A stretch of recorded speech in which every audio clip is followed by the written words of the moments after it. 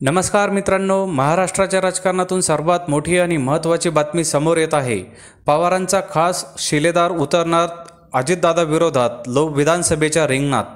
काय आहे सविस्तर बातमी जाणून घेण्यापूर्वी तुम्ही जर चॅनलवरती नवीन असेल तर चॅनलला सबस्क्राइब करून बेल आयकॉनचं बटन प्रेस करायला विसरू नका। मित्रांनो, बारामतीमधून मोठी बातमी समोर येत आहे। लोकसभा निवडणुकीची रणधुमाळी आता संपली।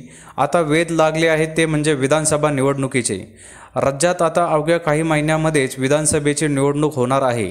यंदा बारामती लोकसभेची निवडणूक चांगलीच गाजली। पहिल्यांदाच या निवडणुकीमध्ये पवार कुटुंबातील 2 सदस्य आमने-सामने आले। सुप्रिया सुळे यांच्या विरोधात सुनेत्रा पवार निवडणुकीच्या रिंगणात होत्या। दरम्यान आता विधानसभा निवडणुकीमध्ये देखील पवार विरोधात पवार असा सामना रंगण्याची शक्यता आहे। राष्ट्रवादी शरदचंद्र पवार पक्षाकडून उमेदवार म्हणून युगेंद्र पवार यांच्या नावाची चर्चा सुरू झाली आहे। युगेंद्र पवार यांच्या कार्यकर्त्यांनी शरद पवार यांची भेट घेतली।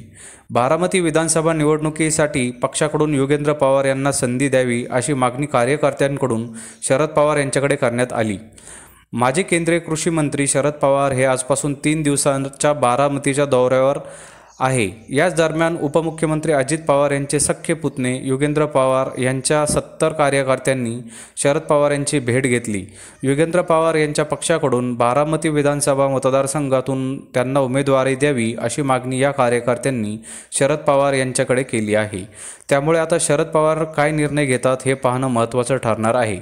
लोकसभा निवडणुकीमध्ये राष्ट्रवादीकडून सुनेत्रा पवार यांना लोकसभेचं तिकीट देण्यात आलं होतं, तर राष्ट्रवादी शरद पवार गटांकडून सुप्रिया सुळे या रिंगणात होत्या। ही निवडणूक आरोप प्रत्यारोपामुळे चांगलीच गाजली।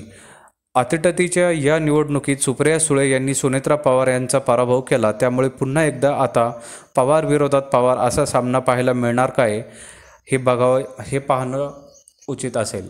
तर मित्रांनो, याविषयी आपल्याला काय वाटतंय? अजितदादा विरोधात विधानसभेच्या रिंगणात पवार विरुद्ध पवार असाच सामना पुन्हा एकदा बघायला भेटेल काय? याबद्दल आपली प्रतिक्रिया आम्हाला कमेंट बॉक्सच्या माध्यमातून नक्कीच कळवा। चॅनलला आणखीनही सबस्क्राईब केलं नसेल तर चॅनलला सबस्क्राईब करून बेल आयकॉनचं बटन प्रेस करा, जेणेकरून असेच नवनवीन व्हिडिओ व चालू राजकीय घडामोडी सर्वप्रथम तुम्हाला याच चॅनलवरती बघायला भेटतील। भेटूया पुढच्या व्हिडिओसह। तोपर्यंत धन्यवाद। जय महाराष्ट्र।